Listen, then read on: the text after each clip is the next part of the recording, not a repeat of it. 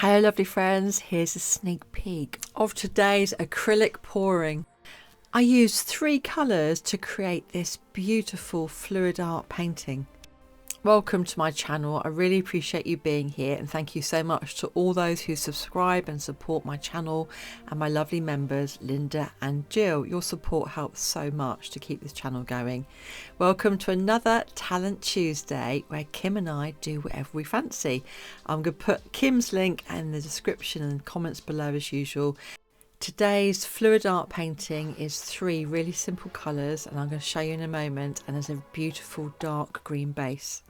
And when I say simple colours, I was absolutely amazed to see how literally 3 colours together, along with just a plain white, created this beautiful iridescent effect. So you can see the consistency of the base. I'm putting about 1 millimetre down. And for those who aren't really sure what I use in my pouring medium or like the details, I use 20% Liquitex gloss pouring medium and 80% water, and then I add 50% of that to 50% paint and get the desired consistency by adding a little extra water if I need to. So there's my first colour going on, iridescent green yellow. It's one of my favourite colours. It completely pops and I absolutely love it. This is my second favourite colour, iridescent gold, and all 3 of these colours are by Pebeo. This is fluorescent yellow. It's gorgeous. I really stayed away from fluorescent colours before because I thought they're really garish and a bit too bright, but when you use them really subtly, they are unbelievably gorgeous together. So I'm using today some beads and chains that I have created to really gently pour the paint through. And as I go along and show you how I create this piece, which I think is a botanical painting, what do you think? I'll show you what I do and the stages that I do. So I got a lot of beads together and I threaded them with extra thick cotton because I was in a hurry. What I will do next time is use fishing line or something like that. And my lovely friend Pietro very kindly gave me some fishing line at a recent workshop, and he had created his own beads using it. So if you would like to create your own, it's only £1 in a lot of hardware shops, and you can go and make yourself some beads or chains to do this painting. So as you can see, I'm literally lying down the chain or the beads on the painting. I'm using 3 different sizes. You might be thinking, hang on a minute, that was bigger a minute ago. I'm using 3 different sizes to get 3 different effects. I've dipped the chain into the paints, different colours, and I'm laying it down and then pulling it gradually from different angles to create different effects. Can you see I'm laying it down like that? I'm leaving it for a moment to let the paint settle, and then I pull it in whichever direction I would like the feathered look or the leaves to appear. As I go along, I can see where I want to overlayer and how I want to do things differently. I first saw this chain pull technique by Fozia Art, so I'll put her link in the description as well.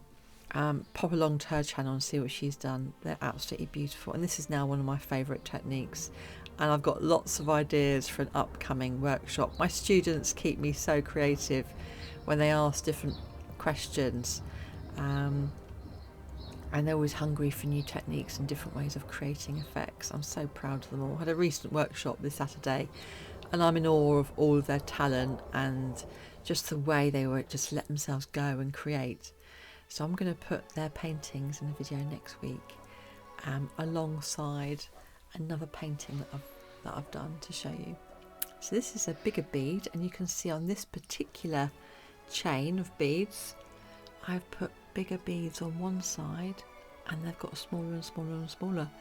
So it's creating a really lovely effect for the large tips of the leaves, and then as the leaves get smaller. I haven't seen anyone do this before, create a bead where the beads are bigger and then get gradiently smaller, and it really works so well. It's so therapeutic. I can't wait to do another one of these.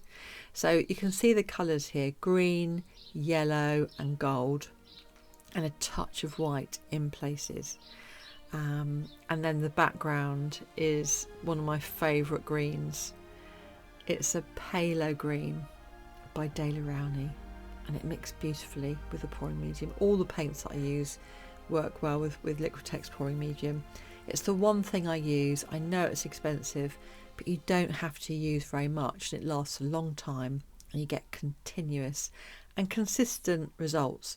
I've tested so much over the years that I'm putting these tips in here with the hope that it will really help you to have some shortcuts and some hacks into how to go straight to what you need rather than doing so much experimentation with products, because I know how expensive it can get. It took me a long while to do it because obviously I couldn't just go and buy everything at one stage. So what do you think of this painting as it's created? This one is my auntie, and I'm going to see her in Oxford in a month's time, and I just wanted to do it to give to her. It's her favourite colour, green, and I know some of my lovely friends have got a favourite colour green, like Donna from It's Art by Donna, superstar, lovely friend, and another gorgeous person is Lula from Nerd Goblin Art. So please check out their channels and see what they're up to. They do amazing creations. So I'm just having the finishing touches now with my really technical tool, my little, can you see what it is? It's a cocktail stick, and at the end I'm going to show you how I sign my painting. So enjoy the ride, and I'll be back with the wet and the dried results. So enjoy this really simple palette with this lovely fluid art technique, the chain pull, and the beads that I've created have got different sizes. There's some really unique results today. I'm so excited to show you just how it turned out.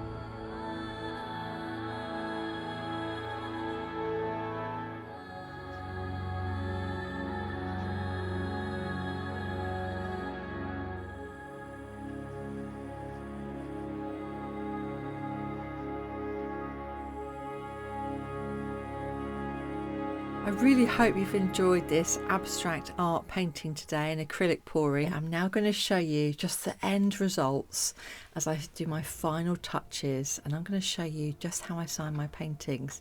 I've been signing it for ages with a iridescent fine golden paint, and I'm using the same paint, but I found a quicker and actually nicer way to do it. It's a bit more detailed, it looks a bit more professional, and it's also really lovely once the painting has dried.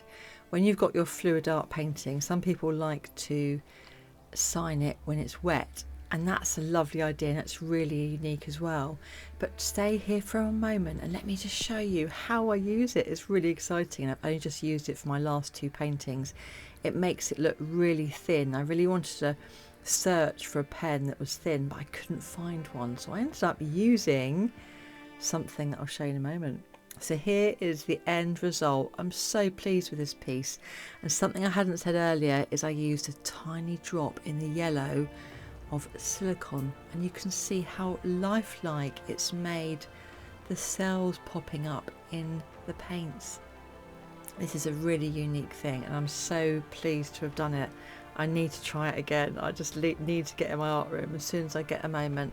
So here's the dried result, and I got my iridescent golden paint out, and once my fluid art painting had dried, I got my needle, my pin, which is another one for my husband's sewing kit. Don't tell him, will you? And I dipped it in the gold, and the key thing with this is to dip it in and do one stroke at a time. And it's really, really good, really therapeutic to do. It's really easy. So let me know what you think about the signing. Let me know what you think about this acrylic pouring today. Was it fun for you? Are you going to try it at home? I really hope that you've enjoyed it. And we're on next to Kim from KimsArtAlchemy. So here's a quick zoom in of the final signing and the dried painting. You are all superstars for being here. You support my channel so much. So appreciate you. Let me know what you think in the comments below. And Kim from KimsArtAlchemy, my wonderful friend, will be up next. So I'll pop her link in the description and the comments below in case you've missed it. Thank you so much for being here. Keep shining, and don't forget that your art is a piece of you. I hope to see you again soon. Bye.